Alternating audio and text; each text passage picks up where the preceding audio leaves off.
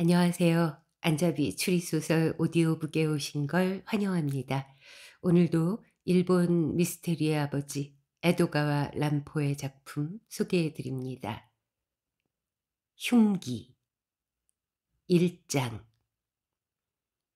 아, 사람 살려!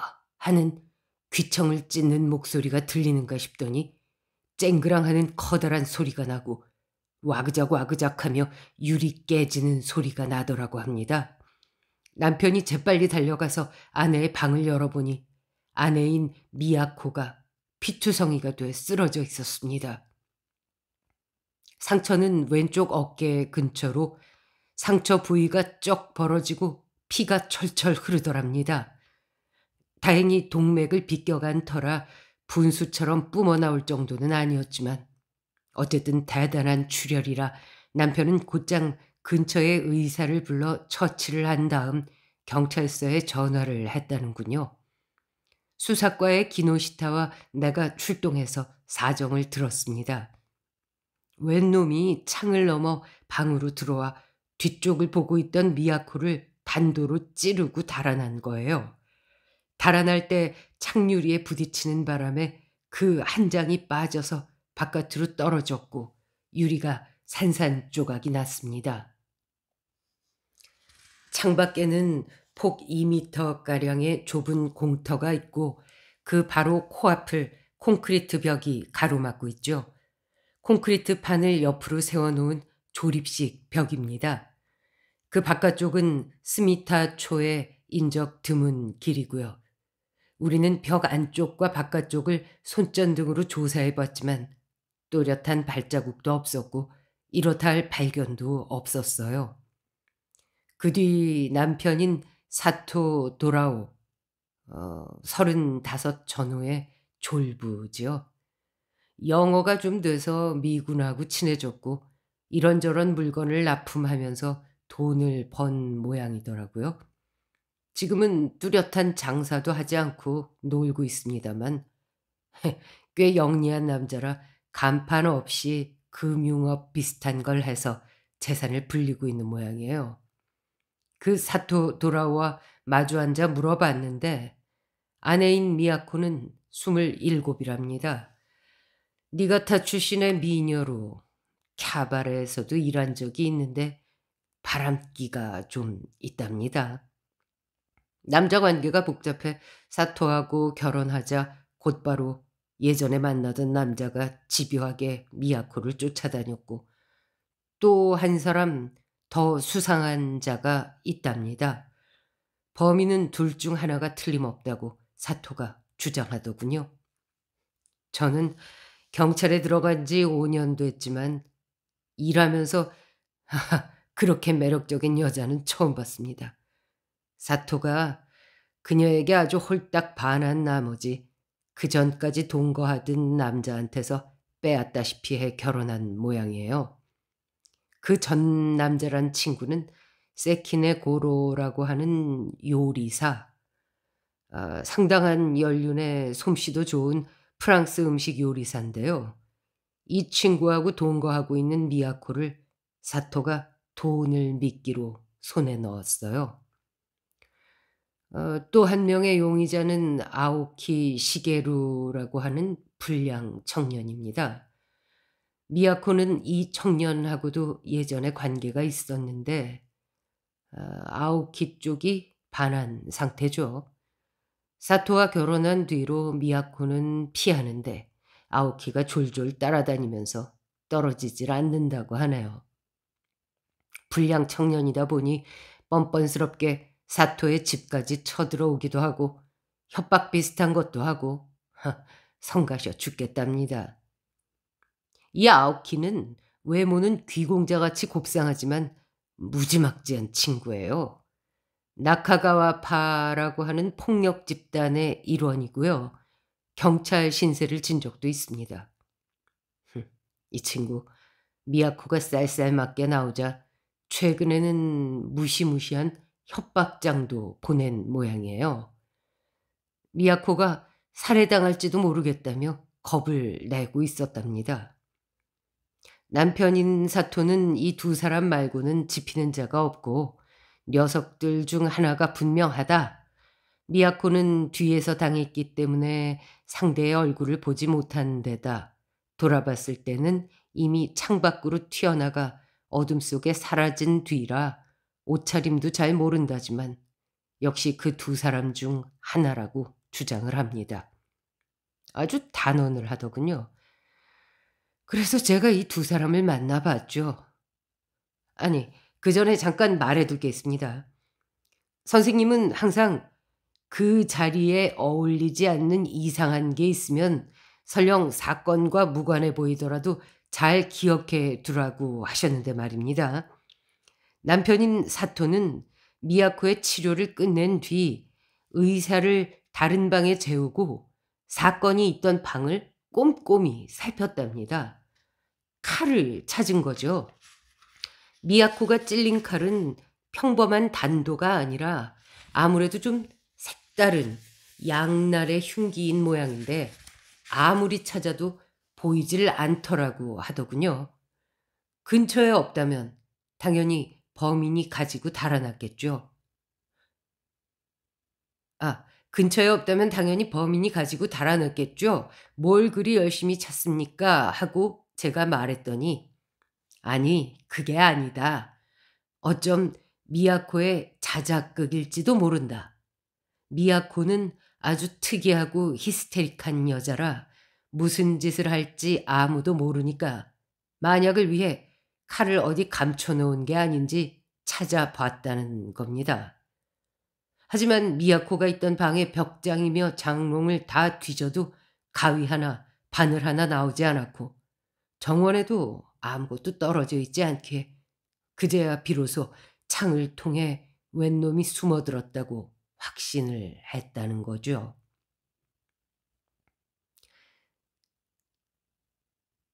상대의 이야기가 끝나자 안락의자에 푹 파묻혀서 듣고 있던 아케치 코고로가 손으로 머리카락을 들쑤시며 맞장구를 쳤다. 재밌네.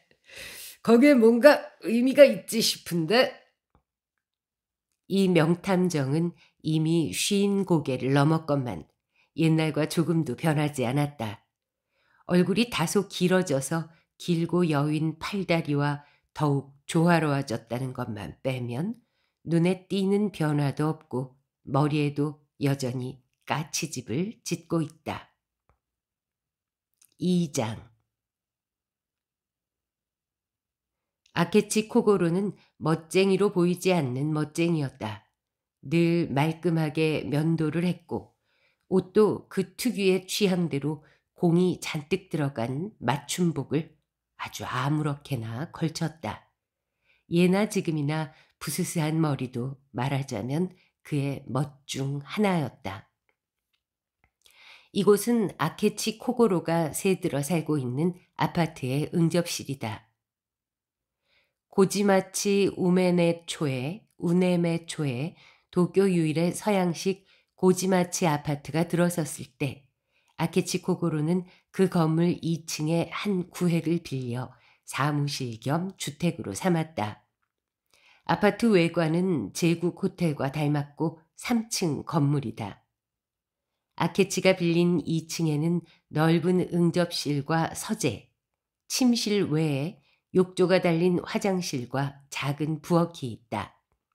식당을 서재로 바꿔버렸기 때문에 손님과 밥을 먹을 때는 가까운 레스토랑을 이용한다. 아케치의 부인은 가슴에 병을 앓아 다카하라 요양소에서 지낸 지 오래되었기에 그는 독신이나 매한가지였다. 잡다한 일거리나 식사, 시중은 소년 조수인 고바야시 요시오가 혼자 도맡아 한다. 널찍한 아파트에 달랑 두 사람이 산다. 식사 시중이라고 해봐야 근처 레스토랑에서 가져온 걸 식탁에 차리거나 빵을 굽고 차를 끓이는 것이 전부로 소년 혼자 못할 일도 아니다.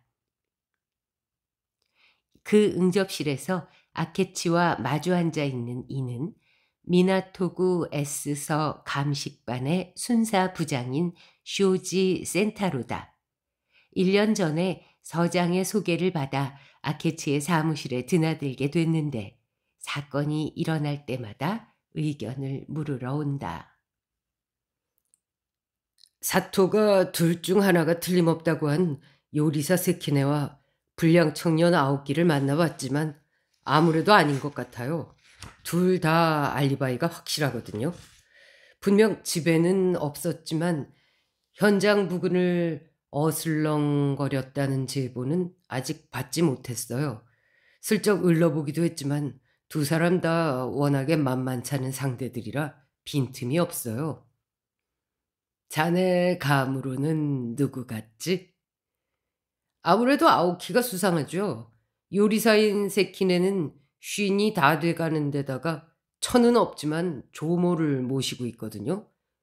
효심이 지극하다고 소문이 자자하던데요. 그에 비하면 아오키는 천하의 몹쓸 건달이죠.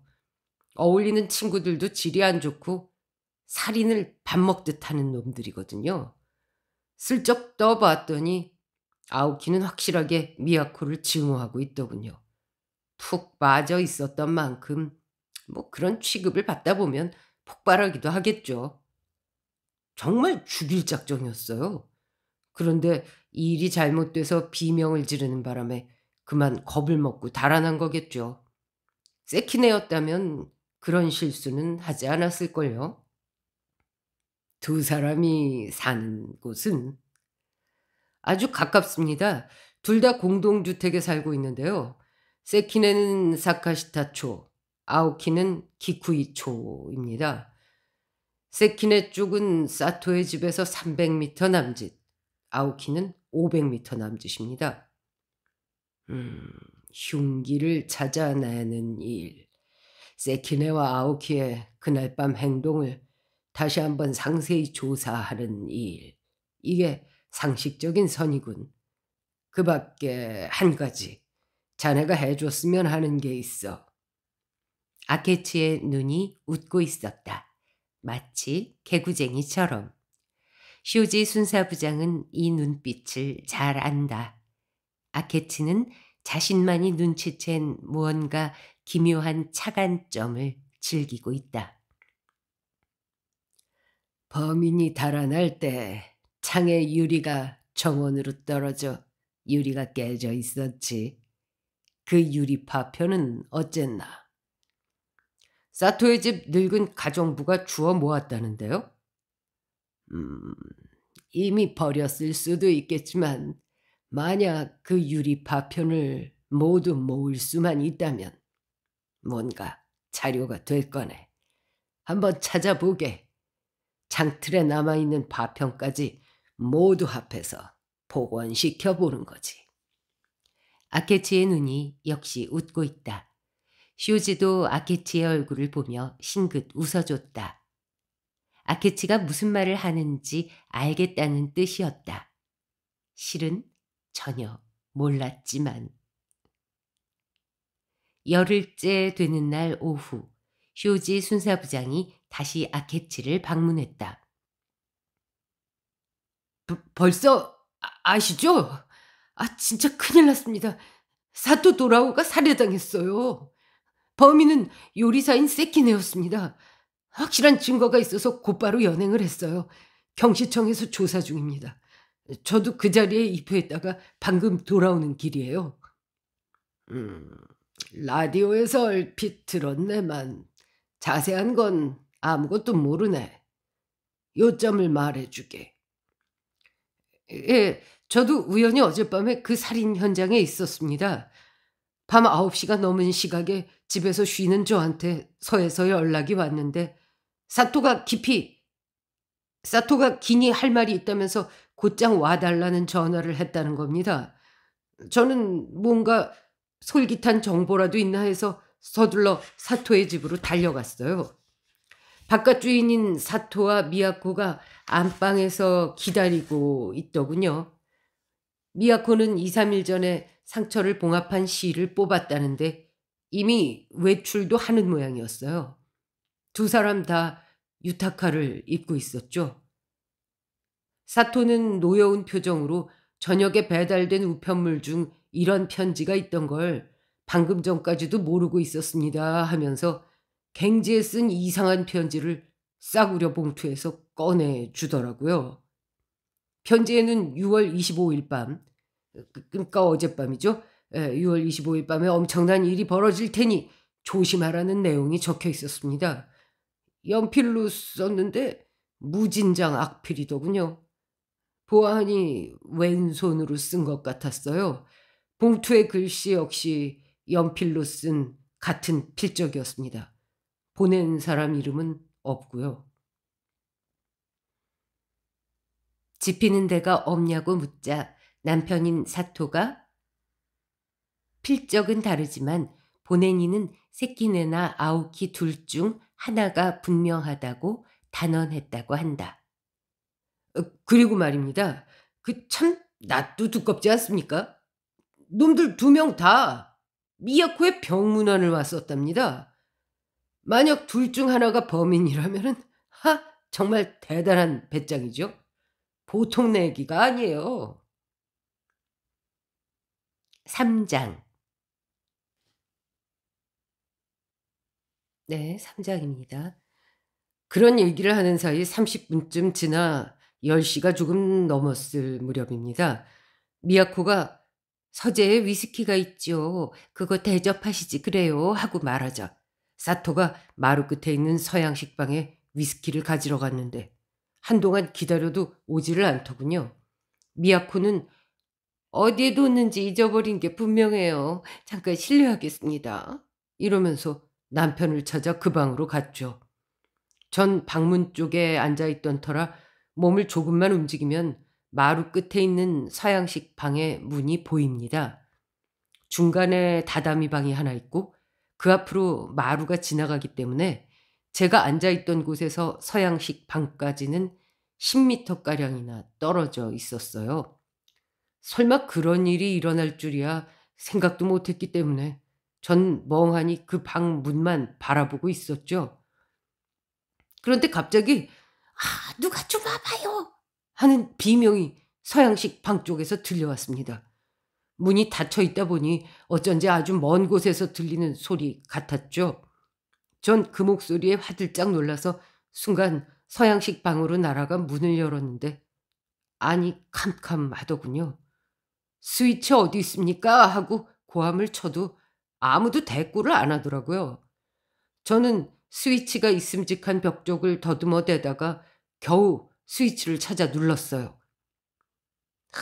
불이 들어오자마자 바로 눈에 들어온 광경은 정면의 창가에 쓰러져 있는 사토의 모습이었습니다.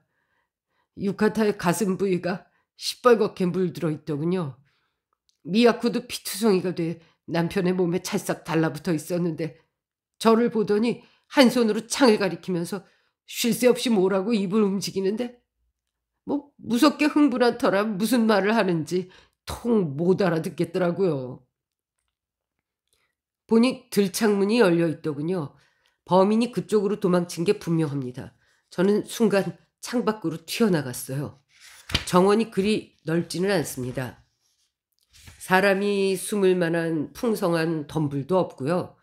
10m쯤 앞쪽에 전에 말한 그 콘크리트 담이 희끄무레하게 보이더군요. 범인은 그 담을 넘어 잽싸게 달아나 버린 거겠죠? 아무리 찾아도 주변에 사람이라고는 없었습니다. 나온 창으로 다시 들어가 서양식 방에 돌아와 보니 제가 튀어나갈 때 거의 동시에 달려왔던 늙은 가정부하고 식모가 미야코를 보살피고 있더군요.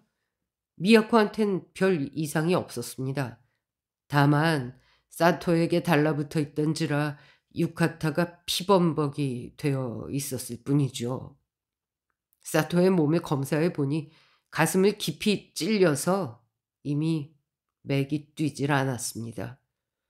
저는 전화가 있는 방으로 달려가서 서해 숙직원에게 급히 보고를 했죠.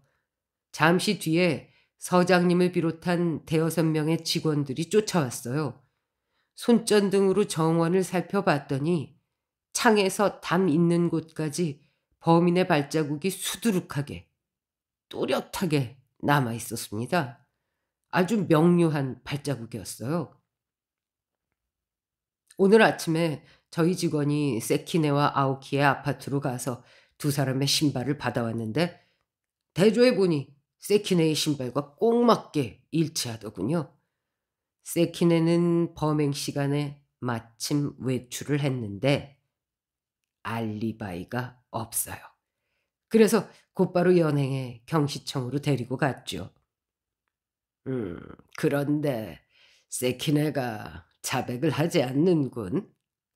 예, 완강히 부인하고 있습니다. 사토나 미야코에게 앙심이 있기는 하다. 밤에 몇 번이나 사토의 집 근처를 어슬렁댄 적도 있다. 하지만 난 아무 짓도 하지 않았다. 담을 넘은 기억 따위 없다. 범인은 따로 있다. 그 녀석이 내 신을 훔쳐가서 거짓으로 발자국을 찍은 거다. 이렇게 끝까지 주장하고 있어요. 음, 거짓 발자국도 물론 고려는 해봐야겠지. 하지만 세키네한테는 강한 동기가 있습니다. 알리바이는 없고요. 음, 아오키의 알리바이는 그것도 알아봤죠. 아오키도 그때 외출을 했는데 역시 알리바이는 없었습니다. 그렇다면 아오키가 세키네의 신을 신고 담을 넘었다는 가정도 할 수 있는 건가? 그건 이미 조사해 봤습니다. 세키네는요, 신이 한 켤레뿐입니다. 그 신발을 신고 범행 시간에 외출을 했으니 같은 시간에 아오키가 세키네의 신을 신을 수는 없습니다. 그렇다면 진범이 세키네의 신을 훔쳐 거짓 발자국을 찍었다는 세키네의 주장은 성립되지 않는군. 아케치의 눈에 또 그 기이한 웃음이 떠올랐다. 잠시 천장을 바라보며 담배를 피우더니 문득 다른 이야기를 꺼냈다. 음, 자네, 미야코가 처음 다쳤을 때 깨진 유리창의 파편은 모아뒀나? 네, 다 모았습니다. 늙은 가정부가 빠짐없이 주워서 신문지에 싸 쓰레기통 옆에 놔두었더군요. 저는 창틀에 남아있던 유리를 뽑아서 그 파편들과 함께 복원을 해봤습니다. 그랬더니 이상한 점이 있더군요. 깨진 유리는 석장인데 파편을 연결해 보니 완전한 세 장이 복원된 것 외에도 남는 파편이 있더군요. 이전에 깨진 유리 파편이 정원에 떨어져 있었고 그래서 그것까지 함께 섞은 거냐 하고 늙은 가정부한테 물어봤지만 늙은 가정부는 절대 아니라고 하더라고요. 정원을 매일 청소한다면서요. 음, 그 남은 파편들의 형태는 어땠지? 조각조각 깨져 있긴 했지만 다 이어보니 불규칙하고 길쭉한 삼각형이 되더군요. 음, 유리의 질감은 눈으로 봐서는 유리창하고 똑같은 재질이었습니다. 아케치는 이쯤에서 다시 한동안 입을 다물었다. 연신 담배를 빨아대는데 연기를 시원하게 뿜어내지 않다 보니 얼굴 앞에서 연막처럼 자욱하게 흰 연기가 흔들거렸다. 4장. 아케치 코고로와 쇼지 순사부장의 대화가 이어졌다. 사토의 상처도 미야코의 상처와 비슷했지. 그렇습니다. 역시 예리한 양날 단도로 보입니다. 그 단도는 아직 발견하지 못했고. 예, 발견이 안 되네요. 어디에 숨겼는지 세키네의 아파트를 샅샅이 뒤져봤지만 없었습니다. 살인이 일어난 방안은 조사를 했겠지. 네, 조사했습니다. 그 방에도 흉기는 남아있지 않았어요. 그 방의 가구라든가 구조는 어떤가 하나하나 떠올려 보게. 커다란 책상과 가죽 의자 하나, 안락 의자가 둘, 흙으로 빚은 서양 인형으로 장식한 코너장, 그리고 커다란 책장, 그리고 창 옆에 받침대가 있고 그 위에 유리로 된 커다란 어항이 얹혀 있습니다. 사토는 금붕어를 좋아해서 그 유리 어항을 항상 서재에 둔답니다. 음, 어항의 형태는 지름 45cm 가량의 사각형 유리 어항입니다. 뚜껑이 없이 위쪽은 뻥 뚫려 있습니다. 자주 볼 수 있는 평범한 어항 중에 큰 놈이죠. 지름이 있는데 왜 사각형 유리 어항이라고 표현했는지는 잘 모르겠습니다. 번역상의 실수인지 아무튼 뭐 적당히 큰 어항이라는 뜻이니까 큰 의미는 없습니다. 그 안을 자세히 들여다봤겠지. 아니요. 딱히 투명한 유리 어항이라 흉기를 숨길 만한 장소가 아니에요. 그때 아케치는 오른손을 머리 위로 올리더니 손가락빗을 만들어 부스스한 머리카락을 휘젓기 시작했다. 쇼지는 아케치의 이 이상한 버릇이 어떤 때 나타나는지를 잘 알고 있었기에 깜짝 놀라 그의 얼굴을 응시했다. 그 금붕어 어항에 뭔가 의미가 있었던 건가요? 난 가끔 공상가가 되거든. 지금 얄궂은 상상을 하고 있어. 하지만 증거가 전혀 없지는 않아. 그러더니 아케치는 상반신을 앞으로 쑥 빼며 비밀 이야기라도 하는 듯한 자세를 잡았다. 실은 말이야, 쇼지군. 요전에 자네 얘기를 듣고 난 뒤 우리 고바야시에게 탐문과 미행을 좀 하라고 시켰는데 말일세. 사토 도라오에게는 미야코 말고도 전처가 있었는데 병으로 죽었어. 아이는 없고. 그리고 사토는 대단한 부자지. 자네 방금 아오키가 미야코의 병문안을 왔었다고 했지. 마침 그때 고바야시가 아오키를 미행하고 있었어. 숨어서 보니 미야코가 아오키를 현관까지 배웅했고 그곳에서 둘이 뭔가 속닥속닥 말을 나눴다고 하더군. 마치 애인 사이처럼 말이야. 쇼지는 이야기가 계속되길 기다렸지만 아케치가 그대로 입을 다물어 버리기에 결국 의아하다는 표정을 지었다. 그거하고 금붕어 어항이 무슨 관계가 있죠? 쇼지군, 만약 내 상상이 옳다면 이건 정말 신기한 범죄야. 서양의 소설가가 그런 공상을 한 적은 있지. 하지만 실제로는 거의 전례가 없는 살인사건이야. 무슨 말씀이신지 좀 더 구체적으로 말씀해 주세요. 그럼 문제의 발자국부터 생각해 보세. 그게 만약 거짓으로 찍은 발자국이라면 굳이 사건이 일어났을 때 찍지 않고 사전에 찍어 놓아도 상관없지 않나? 그렇다면 아오키도 할 수 있어. 기회를 엿보다가 세키네의 집에서 신을 훔친 다음 사토의 정원에 숨어 들어가 발자국을 찍고 다시 세키네의 집에 돌려놓는 거지. 세키네의 집과 사토의 집은 300m밖에 안 떨어져 있으니까 시간은 얼마 안 걸려. 만약 들킨다 하더라도 까짓 신발 좀 훔친 것으로는 죄가 크지 않으니까 말이야.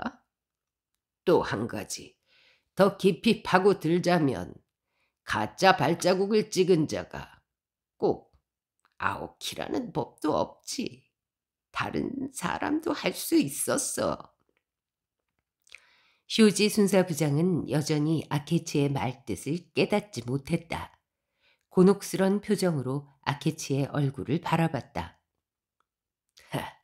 자네가 미처 깨닫지 못한 맹점이 있네. 아케치는 빙글빙글 웃고 있었다. 얘의 그 의미심장한 눈웃음이 온 얼굴에 번져 있었다. 오른손에 들고 있던 피담한 담배를 재떨이에 버리더니 근처에 굴러다니던 연필을 들고 메모지에 무언가 쓰기 시작했다. 자네에게 재밌는 수수께끼 문제를 하나 내지. 자, 이거야. 잘 봐. O는 원의 중심이네. 네, 카메라가 좀 심하게 움직이겠지만 그 그림을 보여드려야 될 것 같아서요. 보이시나요? 잘 봐. O는 원의 중심이네. OA는 이 원의 반지름이고 OA 위의 점 B에서 수직으로 선을 내려 원주와 만나는 점이 C야. 다시 O에서 수직으로 선을 내려 O, B, C, D라고 하는 직사각형을 만드는 거지. A에서 B가 3인치, 사선인 B, D가 7인치. 이 도형에서 길이를 아는 것은 이 둘뿐이네. 자, 이 원의 지름은 몇 인치이겠는가? 이게 문제일세. 30초 안에 대답하게. 네.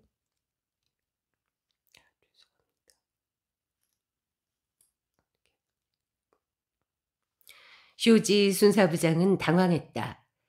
옛날 중학교 다닐 때 기하를 배우기는 했지만 이미 까맣게 잊어버린 터다. 지름은 반지름의 2배니까 우선 OA의 반지름 길이부터 계산하면 된다. OA 중에서 AB가 3인치이므로 나머지 OB는 몇 인치냐가 문제다. 또 하나 아는 것은 BD가 7인치라는 사실. 이 BD를 빗변으로 하는 삼각형이 눈에 들어온다. 그러니까 밑변이 7인치인 OBD라고 하는 직삼각형의 한 변의 길이는 안 되겠군. 벌써 한참 전에 30초가 지났네. 자네, 어렵게 생각하니까 안 되는 거야. 아마 A에서 B가 3인치라는 사실이 마음에 걸렸겠지. 거기에 말려들고 나면 끝이야. 아무리 생각해도 답이 안 나와. 이 문제는 풀고 말고 할 것도 없어. 자, 잘 들게. 이 도형의 O에서 C까지 직선을 그어보는 거야. 이렇게 말이야. 알겠지? 직사각형의 대각선은 서로 길이가 같지. 그러니까 반지름은 7인치야. 그러니 지름은 14인치지. 그렇군요. 이거 재밌는 수수께끼인데요. 쇼지는 감탄하며 도형을 바라봤다. 쇼지군, 자네는 이번 사건에서도 이 AB라는 선에 얽매이고 있어. 교활한 범인은 언제나 이 AB라는 선을 준비해 놓지. 수사관이 거기에 걸려 들도록. 자, 이번 사건의 AB 선은 무엇일까? 잘 생각해 보라고. 5장. 쇼지 순사부장이 세 번째로 아케치의 아파트를 찾아온 건 다시 사흘이 지난 뒤였다. 선생님, 추측하신 대로였습니다. 미야코가 자백을 했어요. 사토의 재산이 목적이었습니다. 재산을 상속받으면 아오키하고 합칠 작정이었다는군요. 미야코가 아오키한테 푹 빠진 거였어요. 그런데 아오키한테 협박을 받는다는 식으로 연기를 해서 사토를 안심시켰던 겁니다. 아케치는 침울한 표정이었다. 여느 때와 달리 웃음기도 없었고 눈은 우울한 빛으로 가라앉아 있었다. 선생님이 말씀하신 AB 선은 미야코가 스스로 자신의 팔에 상처를 내고 마치 피해자인 양 연기했던 부분입니다. 피해자가 범인이라고 누가 생각이나 하겠습니까? 그리고 흉기는 선생님 말씀대로 유리였어요. 기다랗고 얇은 삼각형의 유리 조각이요. 미야코는 그걸로 자신의 팔을 찌른 다음 핏자국을 깨끗이 닦아내고 정원에 던져버렸습니다. 그런 다음 유리창을 깨 정원으로 떨어뜨리고 그 유리 파편으로 흉기인 유리를 위장하려 한 거죠. 그 유리 파편을 모두 모아서 세심하게 복원하는 경찰이 있을 줄은 미처 생각하지 못한 겁니다. 사토도 상당히 빈틈없는 남자였기 때문에 미야코가 자신을 진심으로 사랑하지 않는다는 걸 간파하고 있었는지도 몰라요.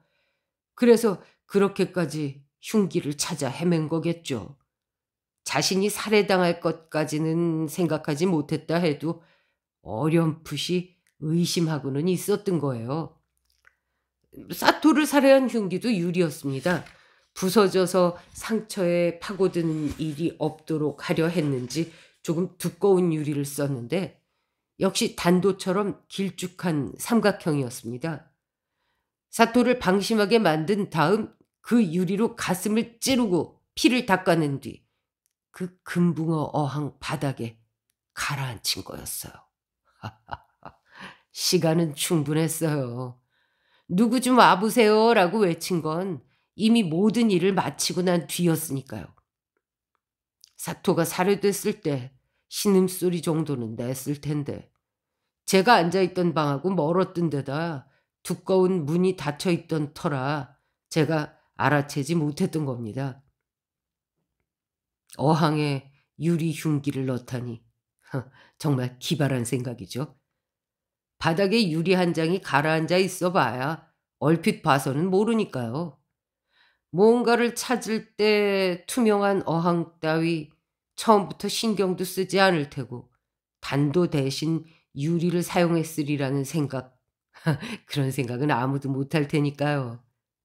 곧바로 그걸 알아채셨다니 선생님 놀랍습니다. 정원의 가짜 발자국도 미야코가 찍은 거였어요. 상처에 실밥을 뽑은 다음 날 너무 집에만 있어도 몸에 안 좋으니 잠깐 산책을 하고 오겠다며 집을 나갔다고 해요. 그리고 가까운 세키네 집으로 가서 세키네의 신을 보자기에 싸들고 와 정원에 찍은 다음 돌려놓기 위해서 다시 세키네의 집으로 갔어요. 미야코는 세키네가 늦잠을 잔다는 사실을 알고 있었고 자는 사이에 이 모든 일을 해치웠던 겁니다. 예전에 세키네하고 동거를 했으니 세키네의 생활 습관은 세세한 부분까지 모조리 다 알고 있었던 거죠. 협박 편지도 미야코가 왼손으로 써서 지 손으로 우편함에 넣었다고 자백을 했습니다. 이 협박 편지는 첫째로는 저를 범행 현장에 불러들이기 위해서였어요. 이 사람을 아주 우습게 본 겁니다. 유리 흉기를 쓴다는 트릭은 목격자가 없으면 위력을 발휘할 수 없으니까요. 물론 아오키도 불러내서 조사했지만 공범은 아니었습니다. 미야코가 연인인 아오키에게도 알리지 않고 단독으로 계획하고 실행한 거였어요. 이야, 정말 억센 여자입니다. 미야코는 가난을 저주하고 있었어요. 자신은 가난 때문에 숱한 고통을 겪어왔고 여러 남자품을 거쳐야만 했던 것도 다 가난 때문이니 무슨 수를 써서든 가난과는 연을 끊어야겠다고 생각했답니다. 그런 참에 사토라고 하는 큰 부자가 나타났기에 돈 때문에 결혼을 승낙했다고 해요. 세키네한테는 빌린 돈이 있어서 울며 겨자 먹기로 동거를 했지만 몹시 참혹한 꼴을 당했다나요? 도망치고 싶어도 워낙 빈틈이 없는 데다 걸핏하면 폭력을 휘두르는 통에 오도 가도 못했다죠. 사토가 그 빚을 갚아준 덕분에 가까스로 벗어났지만 세키네한테 받은 학대는 언젠가 꼭 복수하겠다고 결심하고 있었답니다.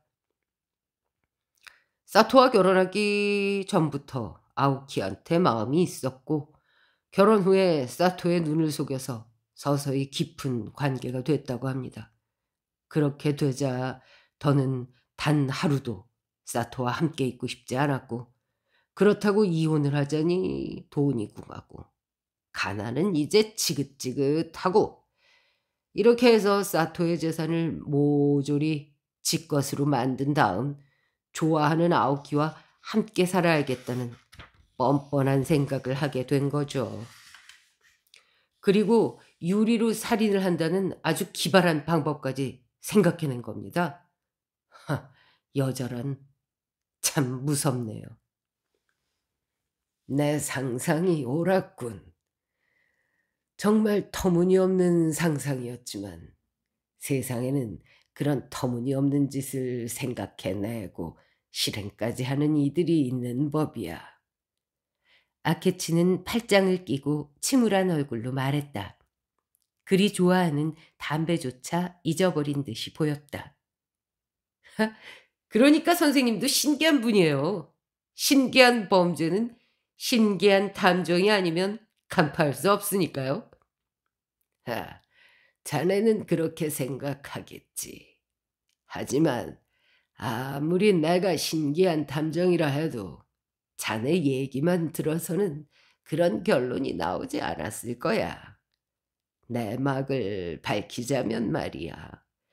난 고바야시에게 미야코의 과거를 알아오도록 했지. 그리고 미야코와 친했지만 지금은 사이가 좋지 않은 두 명의 여자를 따로따로 여기까지 오게 한 다음 자세한 얘기를 들었어. 그래서 미야코라는 여자의 성격을 알게 되었지. 내가 어항에 생각이 미친 건 그런 과정을 밟았기 때문이야. 하지만 그때는 이미 늦었지. 내 힘만으로는 사전에 그것까지 예상하진 못했어. 나중에야 신기한 살인 흉기를 깨달은 게 고작이었어.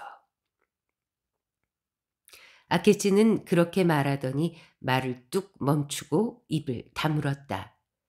쇼지 순사부장이 이렇게 침울하게 가라앉은 아케치의 모습을 본 것은 처음이었다. 네, 에도가와 람포의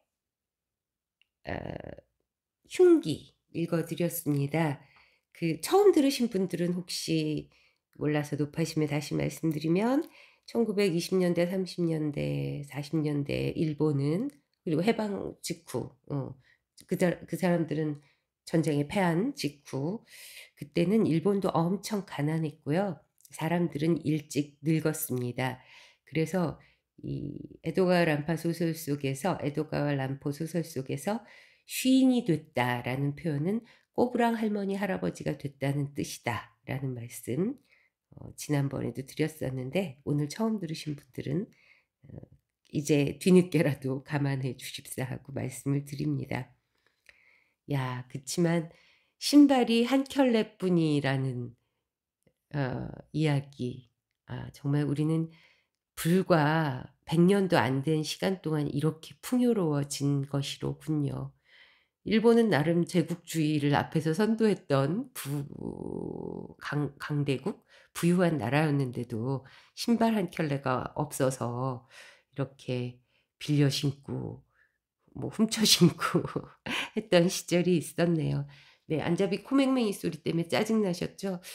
몸에 무슨 이상이 생긴 것 같습니다. 감기가 떨어지질 않네요. 그래도 계속 작업은 해야 하니까요. 네, 재밌었다면 좋아요, 구독, 공유, 댓글, 알림 설정 등등등 부탁드리겠습니다. 조만간 재심사가 있는데요. 통과할 수 있을지 매일 두근반, 세근반 하고 있습니다.